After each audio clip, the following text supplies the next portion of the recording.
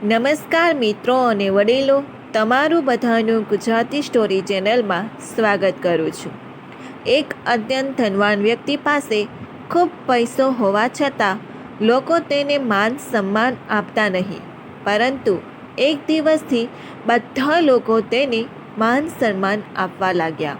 કારણ કે જો આ સ્ટોરી તમને પસંદ પડે તો આ ચેનલને સબસ્ક્રાઈબ, લાઈક, શેર અને કમેન્ટમાં અભિપ્રાય જરૂર આપજો. બાજુમાં રહેલ બેલ આઇકનને જરૂર ઓન કરજો, જેથી તમને આવી અવનવી સ્ટોરી સાંભળવા મળે. ભગવાનજી શેઠનો આખા પંથકમાં ડંકો હતો.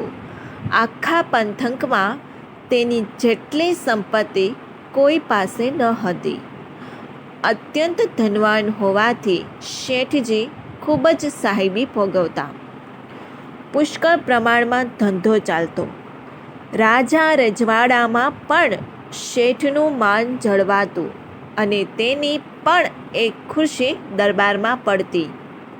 શેઠ જ્યારે પણ મંદિર જાય, આમ તો શેઠજી દરરોજ સવારે મંદિરે જતા, ત્યારે તેની સાથે બે મદદનીશ હોય અને સાથે સાથે મુનિમજી પણ હોય. શેઠજીને ત્યાં બધી જ વાતનું સુખ હતું, પરંતુ તેઓનું કોઈ વારસદાર ન હતું. પરંતુ શેઠજી અને નક્કી કરેલું હતું કે જ્યારે પણ શેઠજીનું મૃત્યુ થાય ત્યારે તેની બધી સંપત્તિ ગ્રામજનોને જરૂરિયાત પ્રમાણે આપી દેવાની. આવું તેને મુનિમને પણ કહી રાખ્યું હતું. શેઠજી મંદિરે જાય અને ભગવાનના દર્શન દરરોજ કરીને બહાર આવે, પરંતુ આ દરમિયાન તેની સામે કોઈ પણ ગ્રામજનો નજર પણ ન મિલાવે અથવા રામ રામ પણ ન કરે. આ બધું જોઈને શેઠજીને ઘણી અકળામણ હતી. એક દિવસ તેનાથી રહેવાયું નહીં, એટલે મંદિરની બહાર આવીને એક વૃક્ષના છાયામાં બેસી ગયા અને મુનિમજીને પણ ત્યાં બેસાડીને કહ્યું કે મારી સાથે આવું કેમ થઈ રહ્યું છે. મુનિમજી અત્યંત ચતુર વ્યક્તિ હતા. લગભગ દરેક સવાલના તેની પાસે જવાબ હતા. તરત જ શેઠજીને જવાબ આપતા તેને કહ્યું કે હું તમને આનો જવાબ એક દાખલો આપીને આપવા માગું છું. એમ કહીને પોતાની વાત આગળ વધારતા કહ્યું કે આખી દુનિયામાં ગાય અને ભૂંડ, તેમાંથી ગાયને ખૂબ જ માન સન્માન મળતું હતું અને લોકો તેને પ્રેમથી રાખતા હતા. એ જગ્યાએ ભૂંડને બધા લોકો ધિક્કારતા.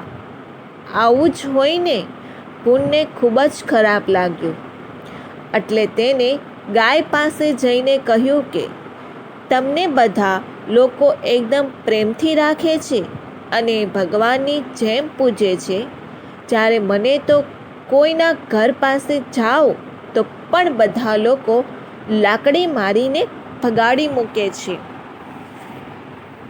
તું તો લોકોને ફક્ત દૂધ આપે છે, જ્યારે હું તો મારું બધું આપી દઉં છું. માણસ મારા વાળ કે જેમાંથી બ્રશ બનાવે છે, તેમ છતાં લોકો મને ધુત્કારે છે અને તને પ્રેમથી રાખે છે. આવું કેમ? ત્યારે ગાય વળતો જવાબ આપે છે કે હું જીવતી હોય ત્યારે આખી જિંદગી દરરોજ લોકોના કામમાં આવું છું, અને તું મર્યા પછી એક વખત જ કામમાં આવે છે. બસ. મુનિમ પાસેથી આટલું સાંભળીને શેઠ આખી વાત સમજી ગયા. તે દિવસથી જ શેઠ લોકોના કામમાં આવવા લાગ્યા. ગરીબ લોકોને જરૂરી બધી મદદ કરવા લાગ્યા. કોઈના ઘરે દીકરીના લગ્ન હોય અથવા પછી કોઈ જરૂરિયાતવાળા લોકોને બીમારી માટે દવા કરાવવાની હોય શેઠજીની મદદ માગે તે પહેલાં જ શેઠજી હાજર થઈ જતા. શેઠજીનું માન સન્માન પણ પહેલાં કરતાં અનેક ગણું વધી ચૂક્યું હતું. આખરે સમાજમાંથી જે જોઈતું હોય તે સમાજને પહેલાં આપવું પડે છે.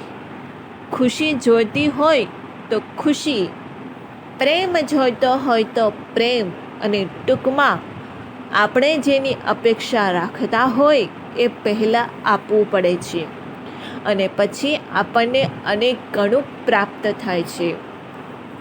જો આ સ્ટોરી તમને પસંદ પડી હોય તો દરેક લોકો જોડે શેર કરજો. આવી સ્ટોરી સાંભળવા માટે આ ચેનલને સબસ્ક્રાઈબ, લાઈક, શેર અને કમેન્ટમાં અભિપ્રાય જરૂર આપજો. સાંભળવા માટે તમારા બધાનો ખૂબ ખૂબ આભાર વ્યક્ત કરું છું.